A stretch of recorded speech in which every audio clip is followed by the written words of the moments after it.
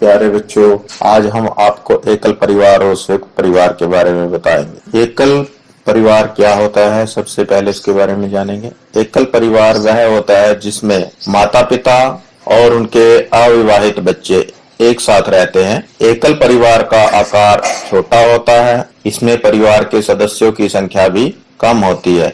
इसमें अधिकतम दो ही पुश्त के लोग यानी कि दो पीढ़ी के लोग साथ रहते हैं, जैसे माँ बाप और उनके अविवाहित बच्चे। एकल परिवार क्यों बनते हैं, इसके बनने के पीछे क्या कारण है? एकल परिवार बनने का कारण है आधुनिकीकरण और शहरीकरण, क्योंकि गांव में से लोग शहरों की तरफ जाते हैं सुविधाओं की वजह से, तो इस कारण से भी एकल परिवार बनते हैं। दूसरा कारण है रोजगार या काम धंधे की तलाश, क्योंकि गांव में लोगों के पास रोजगार नहीं होता, वो अपने रोजगार की तलाश में एक जगह से दूसरी जगह पर चले जाते हैं। अधिकतर वो बड़े शहरों की तरफ चले जाते हैं, तो इस कारण से भी एकल परिवार बनते हैं। तीसरा कारण है पारिवारिक झगड़े। घर परिवार में जब सदस्यों की संख्या ज्यादा हो जाती है तो वो आपस में काम को लेकर उनमें झगड़े होने लगते हैं, तो इस कारण से भी एकल परिवार बनते हैं। चौथा कारण है जनसंख्या में वृद्धि। संयुक्त परिवार में सदस्य जन्म के द्वारा पैदा होते हैं, तो वहां पर उनके रहने के लिए स्थान कम हो जाता है, जिसके कारण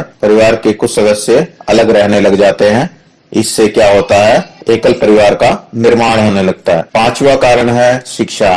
एकल परिवार बनने का कारण शिक्षा भी है। माता पिता अपने बच्चों की अच्छी शिक्षा दिलाने के लिए एक स्थान से दूसरे स्थान पर स्थानांतरित हो जाते हैं, जिसके कारण भी एकल परिवारों का निर्माण हो जाता है। स्वास्थ्य सुविधाएं, क्योंकि छोटे शहरों में या गांवों में स्वास्थ्य संबंधी सुविधाएं या अन्य सुविधाएं उपलब्ध नहीं होती हैं, इस कारण से भी एकल परिवार बनते हैं।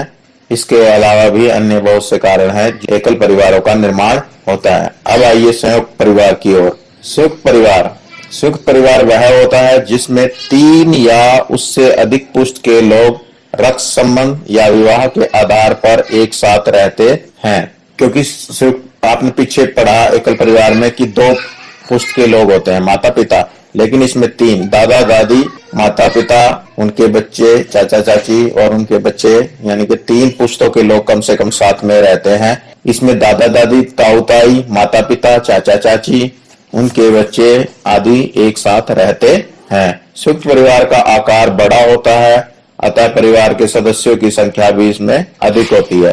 भारत देश के अंदर अधिकतर परिवार संयुक्त परिवार ही हैं। संयुक्त परिवार में परिवार के सभी सदस्य मिलजुल कर काम करते हैं तथा एक ही रसोई घर होता है, वहीं पर सबके लिए खाना बनाया जाता है। परिवार का मुखिया घर परिवार का सबसे बड़ा सदस्य होता है। सभी सदस्यों में घर के कार्य बटे होते हैं। किसी भी समस्या का सामना परिवार के सभी लोग मिलकर करते हैं मुसीबत आने पर। तो आइए अब हम दोनों में तुलना करते हैं। एकल परिवार और संयुक्त परिवार की तुलना करते हैं, तो इनमें हम क्या अंतर पाते हैं वो देखते हैं। एकल परिवार और संयुक्त परिवार। एकल परिवार का आकार छोटा होता है, संयुक्त परिवार का आकार बड़ा होता है। एकल परिवार में अधिकतम 2 ही पुश्तों के लोग रहते हैं, जैसे बताया था, माता पिता और उनके अविवाहित बच्चे। लेकिन संयुक्त परिवार में 3 या अधिक पुश्त के लोग एक साथ रहते हैं। एकल परिवार के जो सदस्य हैं उनकी संख्या कम होती है और संयुक्त परिवार में सदस्यों की संख्या अधिक होती है, क्योंकि इसमें दादा दादी, ताऊ ताई, चाचा चाची और उनके बच्चे, अगर जो बुआ है कोई अविवाहित वो भी, इस तरह से ये परिवार में सदस्यों की संख्या बहुत अधिक होती है। एकल परिवार में पारस्परिक झगड़े कम होते हैं, क्योंकि सदस्यों की संख्या कम होती है, इसलिए काम को लेकर उनमें झगड़े बहुत कम होते हैं। लेकिन संयुक्त परिवार के अंदर पारस्परिक झगड़े अधिक होते हैं, क्योंकि सदस्यों की संख्या बहुत अधिक होती है, तो इसलिए कई बार